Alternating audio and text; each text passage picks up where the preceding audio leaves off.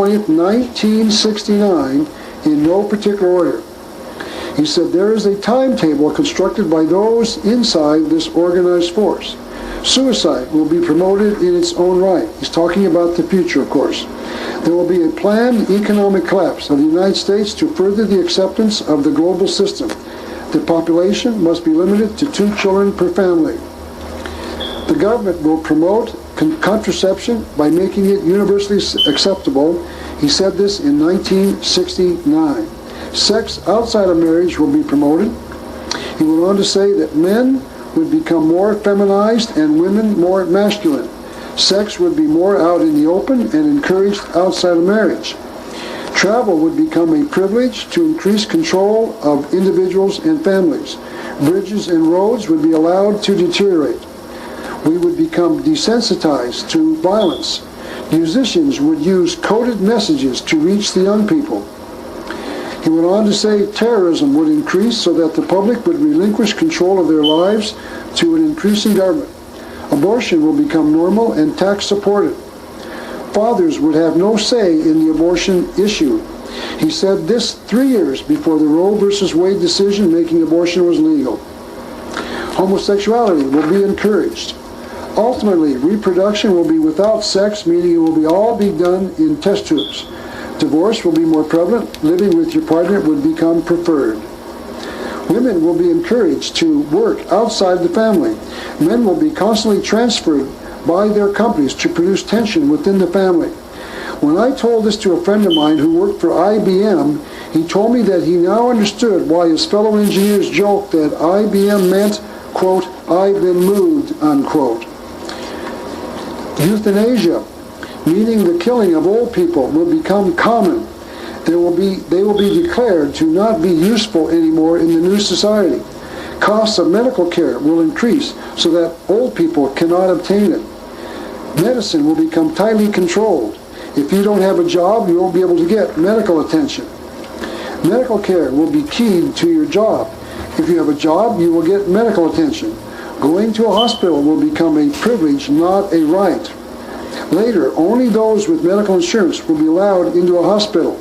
Hospitals will be used to confine criminals as a way of using drugs and chemicals to alter their behavior. Doctors will become employees of companies, no longer to be considered as the employee of the patient. Soon, listen to this, soon new diseases will appear for which there will be no cure. He said this years before, AIDS was intentionally created by the World Health Organization. That's a whole other subject, one of which I won't cover in this lecture today. But that's true. AIDS was a man-created disease. And it sounds like Dr. Day was predicting it back in 1969. He went on to say that the purpose of these new diseases will be to reduce the population. He also went on to say that religion will be destroyed. He commented that the Bible will be rewritten with key words changed or altered. Education will slowly reduce the amount of information transmitted. Kids will not learn as much. The school year will be prolonged, including the teaching of students during the summer. Not everyone will be allowed to own books. He went on to say the government will be getting into gambling. The drug use will increase with the purpose of increasing law enforcement. He said music will become worse with the specific purpose of changing the thoughts of the listeners. Identification will become required with something being implanted in the hand or forehead of every American. I'll be specifically showing you in a few more minutes that the latest technology in this field is just around the corner. Dr. Day continued, food consumption will be reduced so that its distribution will have to be controlled and no fugitive from justice will be able to get food. Weather will become controllable to cause droughts and floods to reduce the food supply. He said world government will occur with an increase in the power of the United Nations. Inflation of the money supply would lead to a single banking system. Taxes would become progressive, meaning that the rich will be taxed to a higher degree so that few could assemble wealth. Credit would be extremely available so that many will go into heavy debt. Private ownership of housing will cease. High costs of housing would prevent new purchasers from buying homes. Census information would provide personal information. The number of bedrooms, kitchens, bathrooms, etc. will become part of the census information. He said this in 1969. Real-life heroes who exemplify old-fashioned values will disappear. Entertainers and celebrities, rather than the national heroes of the past, would be promoted as the heroes of children because they would advocate a wide-open lifestyle. And I want you to remember, as I said several times during that explanation, that these comments were made in 1969, over 25 years ago. I think that you can see that as I read them, most of these comments have come true. So it appears as if Dr. Day was telling us the truth. You might remember that the doctor said identification will become required with something being implanted in the head, or the hand rather, or forehead of every American. And I would now like to take a few moments to show you that this is closer than ever. The technology to implant a biochip into each American is now here, and there are those in America planning the date when we shall be asked to accept one in our body. This is a picture of just one of those biochips showing you just how big it is. That is, of course, an American 10-cent piece or dime to the right, and the biochip is on the left, so it is not very big. This is a tape being put on to an Illinois license plate as a means of identifying the automobile. This biochip is being implanted into the surface skin of the dog or a cat, in this case a white puppy. This is a slide of a veterinarian using the scanning device to read the number of this particular dog. This is a part of the driver's license that has been computer scanned so that the young woman's picture and her thumbprint can be identified by the scanner. This is the biochip so small that it disappears on top of this particular thumb. This is the device attached to the windshield of a car so that a passing satellite can identify it from miles out in space. And here we see the recording device on a major highway. The U-shaped metal device over the highway will read the number in the windshield as each car passes underneath it. The biochip is already being used on dogs and cats in Los Angeles County, where it is mandatory that all owners are required to have their animals implanted with the biochip.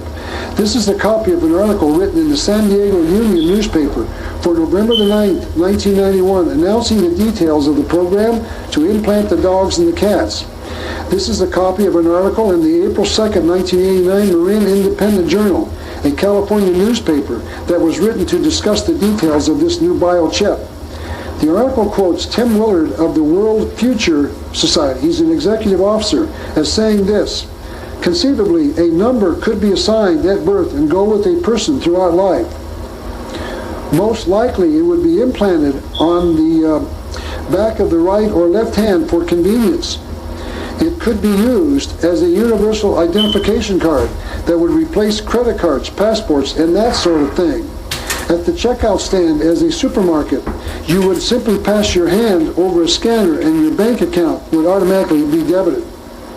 Now this is an actual biochip, in this particular case, in a plastic case. You'll see it's not even a little over a quarter-inch long. And this is the actual biochip itself outside of a plastic case, there on this piece of kind of orange paper. And this is the injector needle, the device that is currently being used to inject an animal with the biochip. And as we have seen, it could be used to inject humans in the near future. But even as bad and as impossible as all of this talk about the elimination of the old world order sounds, I want you to know the new world order is already in place in communist China. It's already here.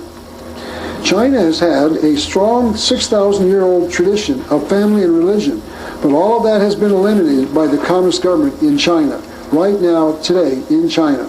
Couples are married by the state and then separated. All married men live together with the other married men. Married women live with other married women. Couples may see each other on Saturday mornings for 3 hours between 9 and noon. In other words, there is no family unit anywhere on the communes in China.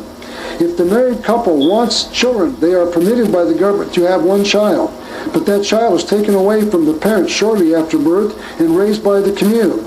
The parents are allowed one Saturday morning visit with their child from 9 to noon, but if the parents show any affection during that visit, the parents will be allowed no further visits with their child. Chinese tradition states that the oldest child is to provide for his parents when they become old. So if that one child that they are allowed to have by the Communist government is female, the parents oftentimes kill that baby and then take her dead body to the Communist Party and then turn her in so that they can obtain another permit for a child. And the result is predictable. There are more little boys than there are little girls. This is not a good sign for the future because the Chinese won't be able to keep their population at an even keel if they can't find enough women to produce offspring. The article says this, that for a bribe of $50, a doctor will tell whether a Chinese woman is pregnant with a boy or a girl. Then, if the pregnant woman finds out it is a girl, the parent gets an abortion. In other words, they want young boy children and not girl children. The article pointed out that the sex ratio of newborn children in China last year reached 119 boys for every 100 girls. And went on to point out that more than 12% of all female babies were aborted. So in China, the family is making decisions to kill babies just because they are the wrong sex. And the reason they are doing that is because the Communist state has determined that they have the right to control the family. Also in the commune in China, there is no right to private property. There is no private ownership of any property, including housing. There is no right to practice your religious views. There is no right to travel. There is no right to engage in an occupation other than farm work. In other words, the New World Order is already in place in China, and it appears to be working. The New World Order is completely functioning in China. The communism that is the result of the Chinese Communist Revolution of 1923 to 1949 is working. And it might be important at this point to mention that it was the government of the United States that gave communism to China during the Bloody Revolution. It was the United States government that assisted Zhou Enlai and Mao Tse-tung in the intentional killing of as many as 60 million Chinese during the revolution, just so the government of the United States could give China the New World Order. The fact that it was the government of the United States that assisted the Chinese communists kill 60 million Chinese is covered in my book entitled The Unseen Hand. There is no question that 60 million Chinese people died so that the government of the United States could give China the New World Order. The experiment is working. Now, what all of this proves is that the old world order is crumbling right in front of our very eyes. Let me give you just one more example to summarize all that I've said in the last few minutes. What is happening is that good old-fashioned common sense is rapidly disappearing. Those things that we once held dear are being mocked, ridiculed, and abandoned. Those things that were once not talked about are coming out into the open. Those things that were once thought to be socially wrong are now being accepted. For instance, this little article appeared in our evening paper here in Tucson on February the 25th, 1993. It says that the 6th through 9th grade students are being asked about cannibalism in an essay contest run by the Maricopa Bar Association. Maricopa County is the county north of Tucson, and Phoenix, our state capital, is the county seat of that county. A bar association is, of course, an organization of lawyers banded together for a common purpose. The article went on to report that the students were being asked to respond to a hypothetical problem-solving exercise. The students were asked to consider what they would do if they were among 3 junior high friends trapped in a cave. Realizing that they can't live without food for more than 30 days, they decide to draw lots to see who will be killed so that the others can survive. A half hour after they kill one of the students, they are rescued. And the winners of this dilemma, or the winner rather, of this dilemma wins a $50 savings bond and a plaque. 50 years ago, the bar would have been disbanded for bringing up such a hideous subject in such a stupid essay contest, but today the Bar Association conducts this contest to see who can best murder one of their fellow students. Notice that the students in the essay contest were asked to accept the decision to kill one of their classmates by deciding which one of the three would be eliminated. To solve the problem, as stipulated by the Bar Association, you have to murder one of your fellow students. But this conclusion of the essay contest appears to be acceptable because the Maricopa Bar Association said that it was a subject worthy of discussion. Quite simply, all of the old restraints are crumbling. The old world order is crumbling before our very eyes. This is a picture of Al Gore, our new vice president. And this is a book he wrote in 1992 entitled The Earth in Balance. He also talked about changes coming to our civilization. I'd like to read the entire quote first through all the way, and then go back and attempt to explain what he meant. Here's what Al Gore wrote in 1992 on page 48. Check it out if you don't believe me. Page 48. Our challenge is to accelerate the needed change in thinking about our relationship to the environment in order to shift the pattern of our civilization to a new equilibrium. This change in thinking will also follow the pattern described in chaos theory, with little change evident until a threshold is passed. Mr. Gore went on, and then as key assumptions are modified, a flood of dramatic changes will occur all at once. Now let's see what Mr. Gore was talking about. I'd like to read that quote again, this time one section at a time, so that we can analyze just what Mr. Gore is trying to tell us. Here's what he wrote. Our challenge is to accelerate the needed change in thinking. Here Mr. Gore is telling us that the changes are desirable and that we must hasten the day when we create the new civilization. He continues, we must accelerate the needed change in thinking about our relationship to the environment. So we must change our thinking about the environment. Today we think that individuals own the environment through the right to own private property. We must change the thinking so that the government will own it. That would explain what he means here. He wants the government to own the environment so that the people cannot abuse it. He goes on, in order to shift the pattern of our civilization to a new equilibrium.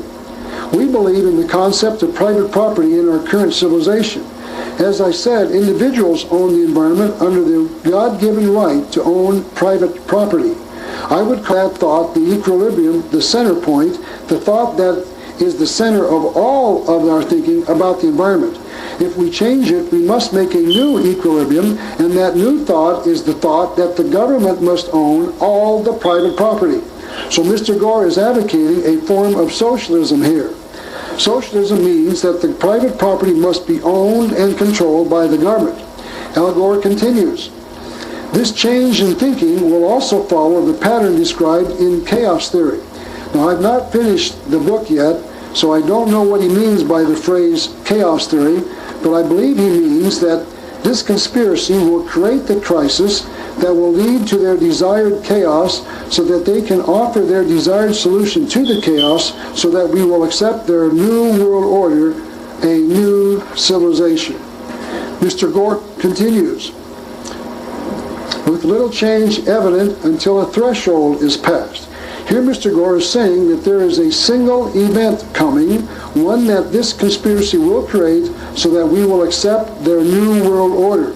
He continues, then, as key assumptions are modified, a flood of dramatic changes will occur all at once. What Vice President Al Gore was saying was that there is a new civilization coming and that they will create a crisis in the environment to force us to accept it. If that happened, they would force upon us, quote, a flood of dramatic changes in our civilization, unquote. But Al Gore is not the only one talking about a new civilization. This is Helena Petrovna Blavatsky, one of the pioneer thinkers about the future of the world. She created an organization called the Theosophical Society in 1875 that published her books and lectures.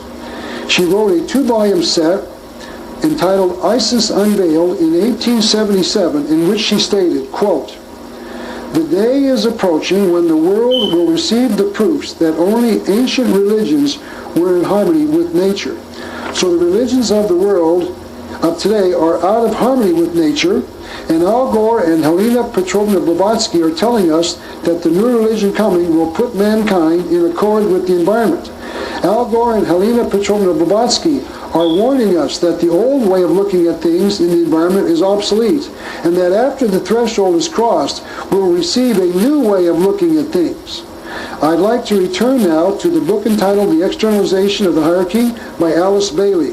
This book was written in 1957, so she was one of the earliest to put this thought in writing. This is what she said on pages 278 and 279. "The new era is coming, the new ideals, the new civilization." Notice, by the way, that Al Gore talked about a new civilization. Alice Bailey continued, "The new modes of life, of education, of religious presentation, and of government are slowly precipitating," and she said, "naught can stop them." So the new changes are coming and no one can stop them. She was saying that the new world order is coming and that no one will stand in its way. She went on to point out that there are some people trying to stop this new civilization. She said they can, however, be delayed by the reactionary types of people, by the ultra-conservative and closed minds. She went on, they are the ones, those, the reactionaries and ultra-conservatives, are the ones who can and do hold back the hour of liberation. So the ultra-conservative types, meaning people like me, are delaying their plans of exposing them. And notice that she terms her plans the hour of liberation. We are going to be liberated from the old ideas by the new ideas. Man will be free when we adopt her program for the New World Order. This thought will be explored later in this lecture so that you will understand exactly why we thought we needed liberating. I'd like to go back and add another thought from Helena Petrovna Blavatsky on the same subject.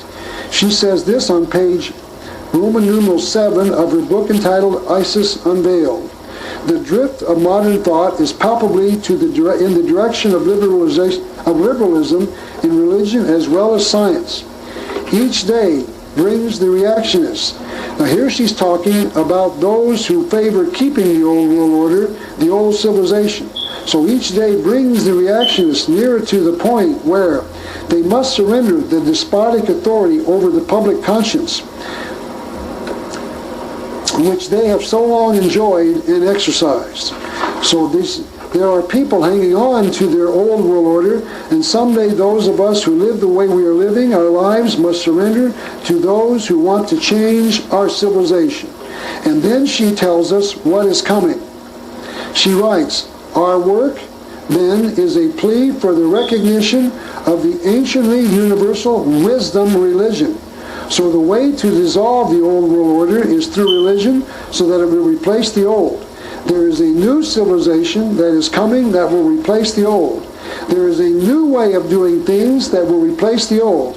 And those new ways of doing things is called the New World Order."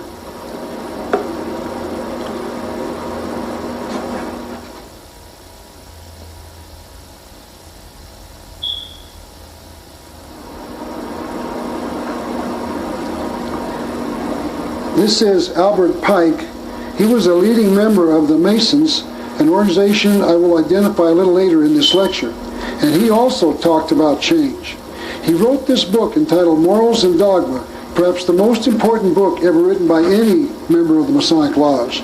In this book, on page 734, he says this, "There is in nature one most potent force, by means whereof a single man, who could possess himself of it, and should know how to direct it, could revolutionize and change the face of the world. This force was known to the ancients."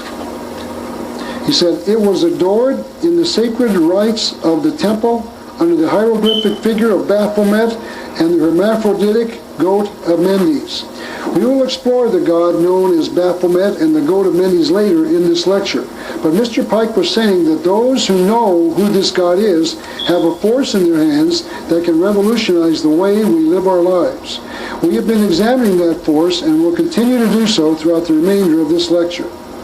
One of the ways we are being prepared to accept this new world order is through the media, and I think it would be interesting to ask and then answer the question, what are the purposes of Geraldo Rivera, Sally Jessy Raphael, Phil Donahue, and Oprah Winfrey? And the answer is simple. Their job is simply to tell us daily that the old world order is falling apart right before our eyes. Adultery, child abuse, alcoholism, drug use, parental disputes, homosexuality, lesbianism, and all of the other traditional aberrations are being shown on these programs to be quite normal and expected. These talk shows are showing us daily that marriage leads to divorce and to wife abuse. Parenting leads to child abuse. Raising children leads to disagreements. And all of this is not fun. So once we believe that, we can change how we live. They are telling us, don't get married, don't raise children, don't love your husband, because if you do, he will beat you. Don't discipline your children. They can get along perfectly well without your interference. This is the reason these shows are on the networks. They are showing us that the old ways no longer work. And the reason is clear. We are being taught that the old ways of doing things, called the old world order, is no longer adequate to meet the needs of the people, and that we must concern ourselves with replacing these mores with new ones called the new world order. And all of this was predicted in George Orwell's book entitled 1984. This book was written in 1949 by a socialist who saw exactly what socialism would lead to. So 44 years ago, a socialist predicted what was happening and what was about to happen in America. This is what Orwell wrote. The old civilizations claimed that they were founded on love and justice. Ours is founded on hatred. He said, in our world, there will be no emotions except fear, rage, triumph, and self-abasement. Everything else, we shall destroy everything. He said, we have cut the links between child and parent, and between man, and between man and woman. He said, no one dares trust a wife or a child or a friend any longer. But in the future, there will be no wives and no friends. Children will be taken from their mothers at birth. The sex instinct will be eradicated. Procreation will be, the thing's not advancing. I gotta wait for it to cycle. Okay. Children will be taken from their parents at birth, their mothers at birth. He said the sex instinct will be eradicated. Procreation will be an annual formality like the renewal of a ration card. There will be no laughter except the triumph over a defeated enemy. There will be no art, no literature, no science. There will be no curiosity. He said, all competing pleasures will be destroyed. I want you to know that George Orwell just described the New World Order. George Orwell just described the New World Order that George Bush spoke about. The New World Order of Orwell is the New World Order of George Bush. And to show you that what Mr. Orwell talked about is happening, let me refer you to an action taken by the United Nations. On January the 26th, 1990, the United Nations formally signed a comprehensive document with the stated purpose of protecting the children worldwide from tyranny and exploitation. This is a picture on the front row, a little bit up to the left, of then President George Bush attending the conference. More than 70 heads of state gathered in New York to approve the document, and George Bush was there. The article says this: in the days before the summit, both houses of the U.S. Congress hurriedly passed resolutions calling on President Bush to sign the convention and then send it to the Senate for ratification before attending the summit. Although he voiced support for the convention, George Bush did not sign it, but the United Nations did. This document is called the United Nations Convention on the Rights of the Child, and it contains 30 articles. I'm going to read just 4 of them to show you that the purpose of this convention is to further erode the family as a unit. Let's read 4 of the articles approved by the United Nations. Article 13 grants your child freedom of expression and the right to seek, receive, and impart information and ideas of all kinds in the form of art or other media of the child's choice. Let's say that you discover that your son, and for the purpose of saving time, I'm going to refer to all children in this discussion in the male gender. Let's say that your son has started reading pornography and you don't believe that he should. You can't object, because to do so would deny him of the right to receive ideas of all kinds. Let's say that you discover that he has rented X-rated movies to view on your VCR in your home, and you don't think it is good for him to view this material. The United Nations does not want you to deny him his right to seek all kinds of information. So you go to jail and the state takes your son. Article 14 guarantees freedom of thought, conscience, and religion. If your child wishes to worship with the neighborhood family of another faith, or if he doesn't wish to join with you as you practice your faith, you cannot prevent him from attending those other services. You can't require that he attend your services with the rest of your family. Let's say that he starts going to a satanic mass as his choice of religion, and you object. You can't stop him because he has the right of religious freedom. Article 15 prohibits any restriction on a child's freedom of association, except as is necessary for national security. You cannot restrict his right to associate with people you don't approve of, but the government can if they draft him and put him into the army. In other words, they can force him to associate or restrict his right to associate in the army, but you can't if he joins a street gang that you don't approve of, for instance. Notice that the current argument about allowing straights to associate with gays in the armed forces is a forced association of those who don't want to share toilet facilities with gays. Sounds like the United Nations and not the government of the United States is mandating that gays and straights live together in the armed forces. The government can force him to associate with those you wouldn't want him to associate with for public safety or for other reasons. They can jail him for crimes that you were unable to prevent him from committing, and then force him to associate with people you couldn't prevent him from associating with. Article 16 grants absolute right of privacy to any child, including privacy from his or her parents. Let's say that you suspect that your son has hidden some drug paraphernalia in his room, and you want to search his room and locate it. You can't do that because he has the right to privacy in your home. Notice that the room that your son occupies now belongs to your son and not to you. It is your home, but it is his room. Why does the United Nations offer these ideas? There is only one purpose. The purpose of the United Nations is to destroy universally the family so that the New World Order, which is rapidly approaching, will succeed. And there were some in the United States Senate who wanted the family unit to be destroyed. They wanted this resolution passed. Everyone who listens to television knows that child abuse is rampant. Parents all over the country are bashing their children to such an extent that society has begun to respond. Law number 603.1 in New Hampshire defines child abuse as any intentional striking of a minor by any method whatsoever, including an open hand.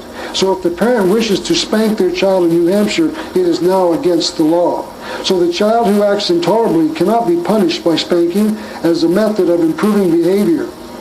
Discipline will become obsolete. Only the society will have the right to discipline your wayward son. They will have the right to jail him after he commits some crime because he could not be disciplined by you as a young child. So it becomes important now to examine why it is that we as children generally lived with our parents as we were growing up. And secondly, why our parents were one man and one woman. And it's simply because our parents were free to choose, and they could have chosen not to live that way. So the question is, why did they choose to live that way? And the answer is very simple. They chose to believe in a God. And because they chose to believe that that God wanted them to live that way. Because our parents generally believed that the God of the Bible made the family, and that he wanted that family to be one man and one woman. And that he wanted the parents to raise that child themselves, and that they were to discipline that child so that he would grow up to be a decent and moral citizen. We are certainly free to choose not to live as man and wife. We are certainly free to choose not to have our children live with us as parents. And if we eliminate the concept of religion and the concept that there is a God, we will feel no guilt if we do these things considered to be a sin by religion. If we eliminate God and religion, we can choose to live another way. And that other way is called the New World Order. Why must we have a new civilization to be called the New World Order? There is a severe crisis coming. We will put a date on when these changes are coming a little later. Now let's discuss exactly what this New World Order is. We've seen that it appears to be the exact opposite of the Old World Order, and it is. Perhaps the best summary of this New World Order was offered by Pierre-Joseph Proudhon, a French writer and socialist who wrote this in the 1850s. He wrote, this socialist, our principle is atheism in religion, meaning there will be no worship of the God of the Bible in the future, anarchy in politics, meaning there will be no restraints on the people by any government in the future, and no property in the economic sphere, meaning there will be no right to private property. We'll connect all of this in a few minutes, but what he described is the New World Order. Mr. Proudhon understood. The next question I'd like to examine is why there are some who believe that we must change our way of living. Why must we have a new civilization?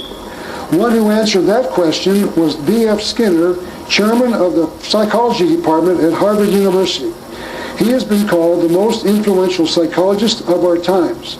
So when he speaks, we are taught that we should listen. He has written a book entitled Beyond Freedom and Dignity, in which he writes this. Hold on, America. Listen to this.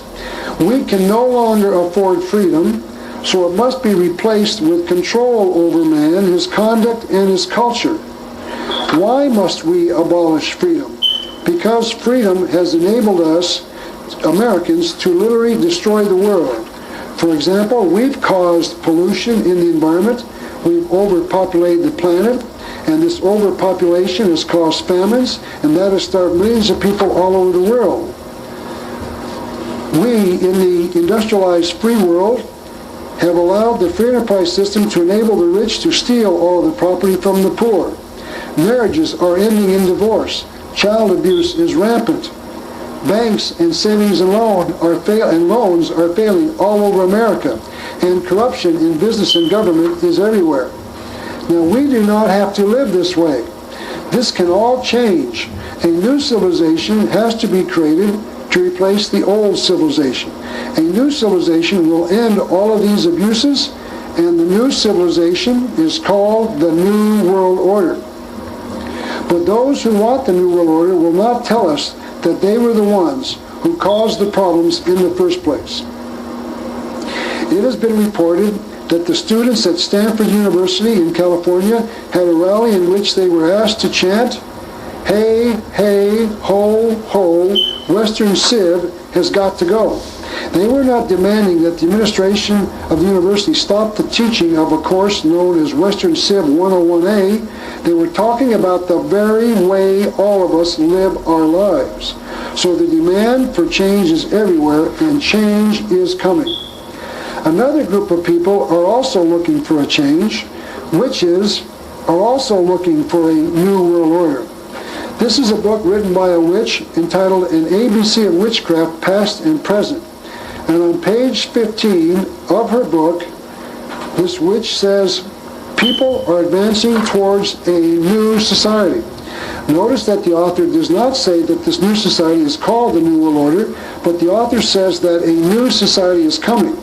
And secondly, notice that she claims that the future she envisions is an advancement over the old society. But we, the people, don't want these changes to a new civilization. We are going to have to be tricked or deceived into accepting them. And here's the way we're going to make the change. I'd like to return now to the book written by Aldous Huxley entitled Brave New World Revisited. He told us this in that book. In the end, they, meaning the people, will lay their freedom at our feet. Notice that Mr. Huxley was claiming to be one of those in charge, because he said our feet, meaning the feet of the controllers, and to say to us, make us your slaves, but feed us. So Mr. Huxley felt that he was one of them, one of these controllers. What he was saying was that we, the people, are going to get hungry, and when we do get hungry, we would demand these changes. We are going to surrender our freedoms to the controllers for some food, but it doesn't have to be a famine. They could use many other alternative plans. It could be an economic collapse to make us give up our freedoms. It could be a nuclear terrorist attack. It could be a supposed threat from these so-called UFOs. It could be a major environmental disaster. But the point is that we, the people, will ask them to give us the New World Order in trade for our freedoms. That is what Mr. Huxley said in his book. So there is a planned calamity coming, perhaps a famine, to convince us to give up our freedoms. And we are going to be told that that will be the only way to meet the crisis. But he is not the only one talking about dramatic change. Benjamin Creme has written about this, and I would like to refer to another quote in his book entitled The Reappearance of the Christ and the Masters of Wisdom. Here's what Benjamin Creme wrote. We are moving into a period of climax leading to events which will fundamentally alter life as we know it. Tremendous changes are taking place in all departments of life, preparatory to the establishment of entirely new modes of social living and relationship. He went on to write about the reorganization of our political, economic, and social life. And on page 33 of his book, and that is also symbolic, for reasons I'll explain later, he called these tremendous changes the New World Order. So now that I've examined some of the thoughts of those in favor of creating this New World Order, it would next be important to ask and then answer the question as to when it is to arrive. Have those in favor of these changes given us an official date of arrival when this New World Order is going to start? And unfortunately they have. Aldous Huxley, for one, answered that question when he wrote this in his book in the year 1958. He wrote, "The 21st century will be the era of the world controllers. The year 2000, meaning the beginning of the 21st century, is just 5.5 or 6 years from now." And for the purists in the viewing audience, I know that you are probably saying that the 21st century does not start until the year 2001. I will agree with you, but I would like to show you that this is not how those who reckon time for this conspiracy calculate it. In any event, until I do directly discuss the calculations about the year 2000, I will just say that the time is getting closer. Let me summarize all that we've learned so far. We haven't covered all of these points during this video, but those we haven't discussed are inside my book entitled The New World Order. This is what we've covered or will cover in the book, or even cover in later parts of this lecture. The old world is coming to an end. It will be replaced with the new way of doing things, and this new way of doing things will be called the New World Order. The United States will play the major role in bringing this New World Order to the world. Adolf Hitler, the National Socialist, supported the New World Order. The Communists also support the goal of the planners. George Bush wanted the same New World Order that Adolf Hitler, the Communists, and other socialists want. The majority of the people will not readily accept the New World Order, but will be deceived into accepting it by two strategies. One, those in favor of the changes will have become seated in the very thrones of power, generally without the public realizing that fact. Secondly, the old world order will be destroyed all at once, after a huge catastrophe, one that was planned by this conspiracy. Let's go back to our list now. The basic tenets of Christianity, which were the base of the old world order, will be replaced with a new way of doing things. These changes to the New World Order are coming shortly, so that the entire structure will be in place by the year 2000. Before I continue, I would like to say this. From this point on, I'll be talking as an historian, not as a Bible student. I happen to be a Bible-believing Christian, but you will notice that what I will be explaining as an historian and researcher will sound like what some Bible readers believe the Bible says about the future. I am aware of that, but I am presenting this information from the pages of history, from your newspapers and magazines, and from the books written by those who support the goals of the New World Order. So please remember that I am saying these things as an historian, not as a Bible student. I would like now to discuss how we, the people in the world, are going to be deceived. Adam Weishaupt, the founder of a secret society known as the Illuminati in the year 1776, answered that question. He wrote, "Of all the means that I know to lead men, the most effectual is a concealed mystery." Weishaupt was telling us that they could control men through the use of concealed mysteries. These planners are concealing mysteries from us. Certain men are hiding the future of the world in concealed mysteries, and it would be helpful to answer the question of where this secret is kept. Arthur Edward Wade, a prolific writer on secret societies and another member of the Masonic Lodge, has written this. "Beneath the broad tide of human history, there flow the stealthy undercurrents of the secret societies, which frequently determine in the depths the changes that take place upon the surface." So Mr. Wade was telling us that the secret societies are the key to understanding both the past and the future. So we must explore secret societies to understand the New World Order. Someone else who tried to warn us about secret societies was George Orwell. This socialist was supposedly an opponent of big government, and those who say that point out that he wrote a novel called 1984 about the excess of government.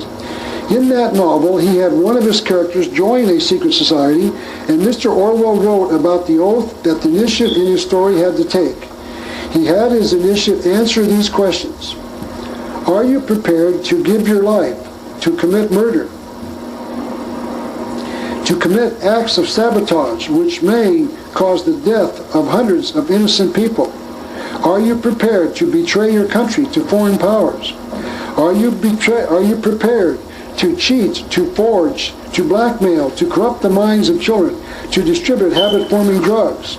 Are you prepared to encourage prostitution, to disseminate venereal diseases? Are you prepared to do anything which is likely to cause demoralization and weaken the power of the people?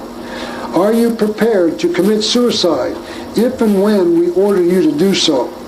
Notice that this was written in 1949, yet this oath is describing what is happening all over America. And the reason it is happening is because secret societies administer a similar oath to thousands of people every year all over this nation.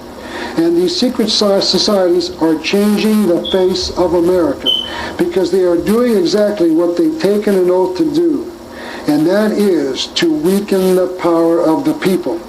And Orwell answers the question as to what the result of all this secrecy is. He says this on page 220 of his book. If you want a picture of the future, imagine a boot stamping on a human face forever. So that is what I will be talking about during this lecture. A boot stamping on a human face forever.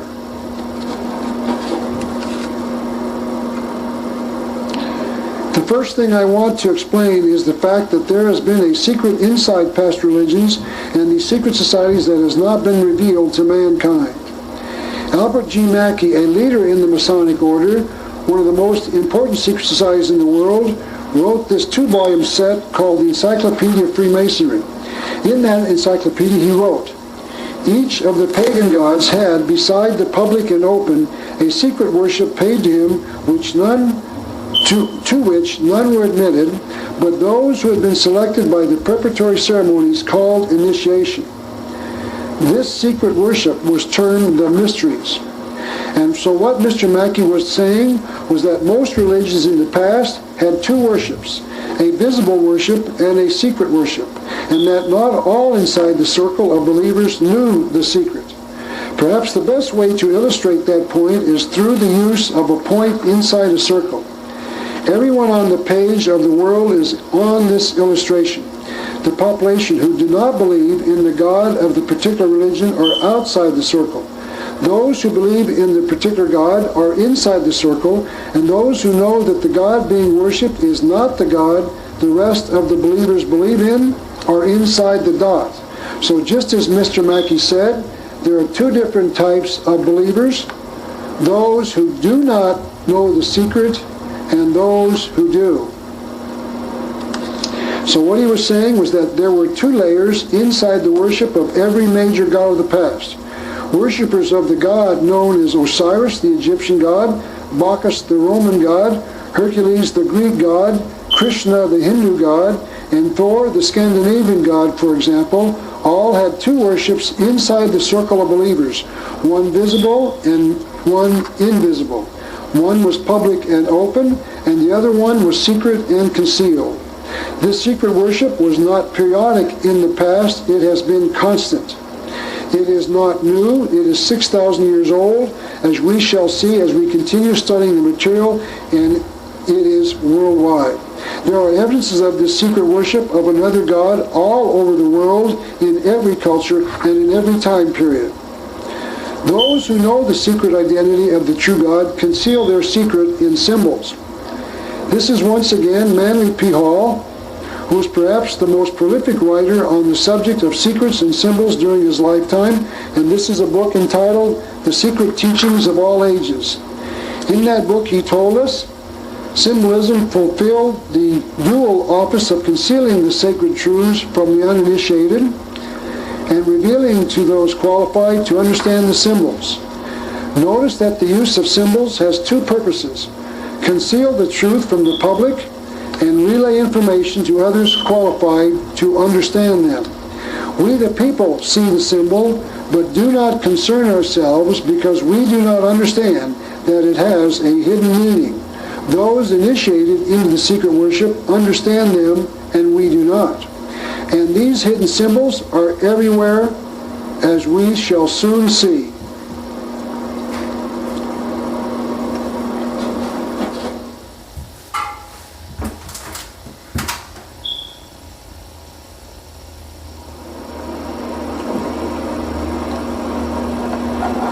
The next area I would like to discuss is the organizations and individuals who are going to give us this New World Order. Alice Bailey, one of the leaders of a thing called the New Age movement, reported that she was aware of a group she called the Hierarchy that possessed enormous power. She wrote that she had a friendly being that spoke to her, and that being claimed that he had actually visited this group during one of its meetings. This being told Alice to write this: as one of the masters unknown to you remarked at a meeting of the Hierarchy a few weeks ago. So she is claiming that this being was invited to a meeting of the conspirators and that she does not know who they were. But whereas she might not know who they are, she answered the question of how important they were in her book entitled The Externalization of the Hierarchy. And this is what she said: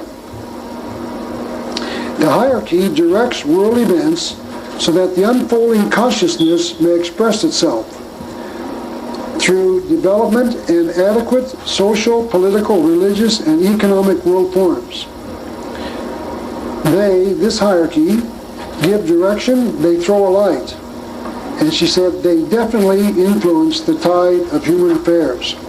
According to Miss Bailey, these masters have been working for what they call the good of mankind for millions of years. She wrote this: the hierarchy has stood in silence behind world events, occupied with the following work, a work which will eventually be carried on exoterically, meaning the hierarchy will work out in the open in the future, instead of esoterically, meaning that they will cease operating in a concealed or hidden manner.